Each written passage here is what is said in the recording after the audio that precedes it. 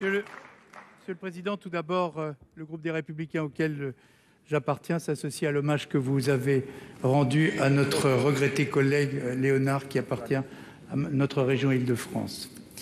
Monsieur le Premier ministre, malheur et honte aux oppresseurs du peuple malien. Voilà bien ce que nous entend maintenant régulièrement dans les manifestations hostiles à la France, au Mali, alors que nous y sommes présents depuis plus de 8 ans, que 58 de nos soldats y ont laissé la vie et que des centaines de blessés garderont une marque pour leur vie entière. Dans cette fuite en avant, la junte malienne a manifestement décidé de faire porter à la France le bouc émissaire, de lui faire jouer le rôle de bouc émissaire de toutes ses propres difficultés. La liste des humiliations que le Mali nous fait connaître actuellement, nous fait subir, est assez longue pour qu'il n'y ait pas de véritable réponse de la part de notre gouvernement. Nos accords militaires ont été dénoncés, ils nous liaient depuis des années. Le ciel malien utile, l'espace aérien du Mali, nous est interdit sur une très grande partie, à la demande des milices Wagner. Ces mêmes milices Wagner, ces véritables soudards des temps modernes, s'installent définitivement dans cette perspective pour nous en chasser et prélever sur ce malheureux pays un tribut sur les ressources et les moyens financiers dont malheureusement le Mali n'avait guère besoin. Dernièrement en date, le Danemark, qui avait manifesté sa volonté de contribuer à l'effort que nous portons à Takuba, a été éconduit et a dû rentrer chez lui. Enfin, humiliation suprême, notre ambassadeur a été rappelé dans un délai de 72 heures, ce qui donne plutôt l'impression d'une expulsion et ce qui est une véritable humiliation pour nous. Alors face à ces provocations, qui sont des provocations délibérées, la France ne peut pas rester impuissante, faute d'en subir les conséquences à la fois pour sa crédibilité en Afrique, mais aussi en Europe. Viendra le temps de faire le bilan des échecs, des erreurs, de tout ce qui a pu être mal fait dans cette affaire. Ma question aujourd'hui, elle est très simple. Qu'est-ce que vous comptez faire? Qu'est-ce que vous comptez faire? Décidez-vous de rester au Mali, contre la volonté de ses dirigeants et au risque de pénaliser nos soldats et de risquer leur vie? Est-ce que vous souhaitez que l'on s'installe au Burkina Faso, qui sort d'un coup d'État très affaibli? Est-ce qu'il convient d'aller au Niger? Mais le Niger nous demande de ne pas accueillir Takuba, ou bien faudra-t-il aller au Tchad, qui est distant de 2600 km? C'est le véritable problème. Alors, Monsieur le Premier ministre, dites au Sénat ce qu'il convient, car faites-le par respect pour le sacrifice qui a été consenti à nos concitoyens et pour les 58 morts que nous avons perdus.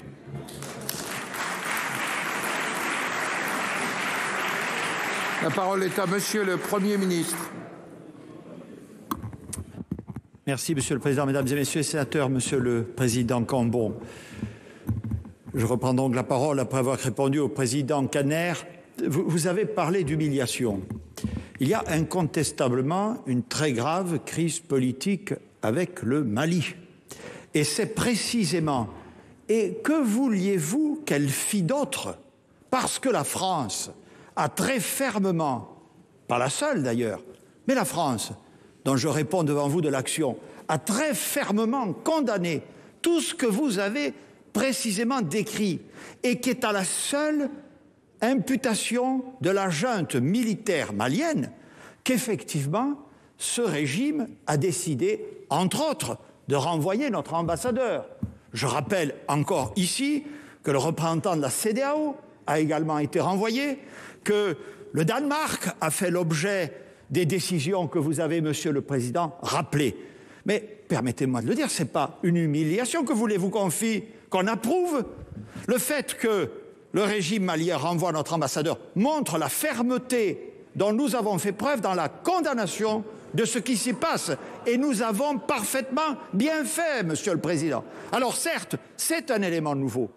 C'est un élément nouveau dans la stratégie globale de notre présence dans cette région du monde. Nous devrons faire évoluer notre dispositif opérationnel pour lutter contre le terrorisme. Le sujet n'est pas le Mali, vous avez parlé du Niger, d'autres États, contre le terrorisme dans cette zone ainsi que je l'indiquais tout à l'heure.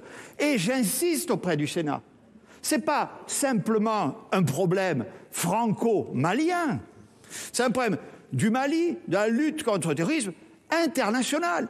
L'Europe est au rendez-vous. Je vous rappelle que les ministres se sont réunis le 24 janvier et qu'ils vont prendre, ministre de l'Europe et des Affaires étrangères de l'Union européenne, des sanctions contre cet État, que la CEDEAO, vous le savez parfaitement, tout ça, Monsieur le Président, s'est réunie et que nous continuons à travailler dans ce cadre multilatéral, à la fois à la réaction et à l'évolution de notre dispositif. Le Parlement, Monsieur le Président, je reviens vers le Président Kanner, le Parlement, évidemment, mérite d'être parfaitement informé de cette situation. Et donc, je le dis, il y aura le travail des commissions, dont la vôtre, et oui, le gouvernement organisera un débat sur la base de l'article 50-1 de la Constitution sur ce sujet extrêmement important. Merci, Monsieur le Premier ministre.